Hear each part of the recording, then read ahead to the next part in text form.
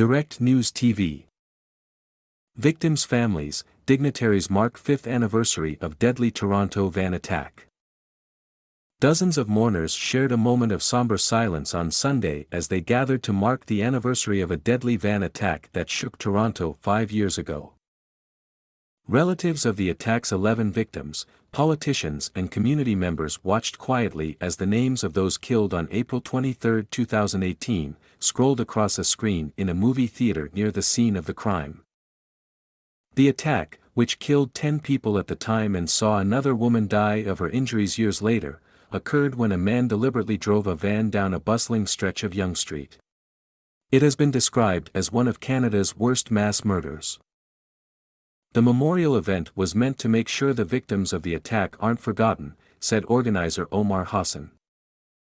We want to make sure that we have a space where we can still remember the victims and those who were affected by the tragedy, to come together in a shared space so that we can find a way to heal as a community, Hassan said, noting he still remembers the sounds as he came upon the scene that day.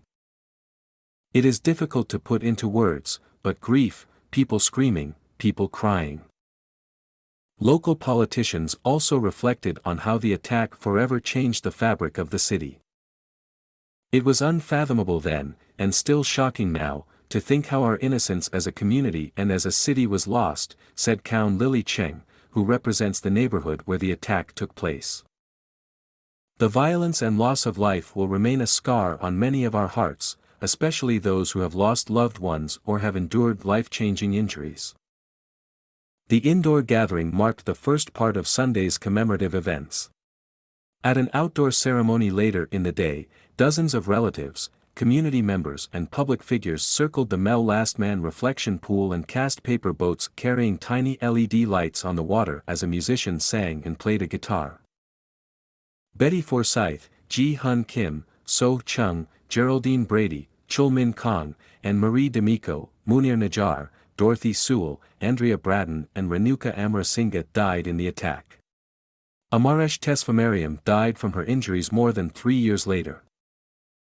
Alec Manassian was found guilty of 10 counts of first-degree murder and 16 counts of attempted murder. He claimed at his trial to be angered by women who wouldn't sleep with him and to have been radicalized on the internet.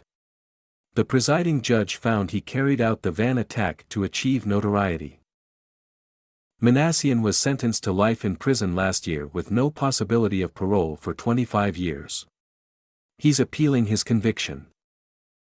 Toronto residents who live and work in the area where the attack took place have said they still have vivid memories of the rampage and the devastation it brought. The City of Toronto has previously indicated plans for a permanent memorial honoring the lives lost in the attack are still being finalized. In a statement released to mark the 5th anniversary, Deputy Mayor Jennifer McKelvey acknowledged plans remain in the works. In the coming months, the city will be working with a community advisory committee to launch a design competition for a permanent memorial to honor the victims' memories and the resilience of the local community, the statement read.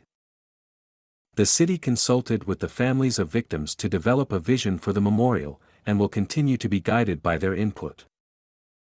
My name is Kingsley. Please like, share, subscribe and hit that notification bell so you can be the first to be notified whenever we post. You won't regret it.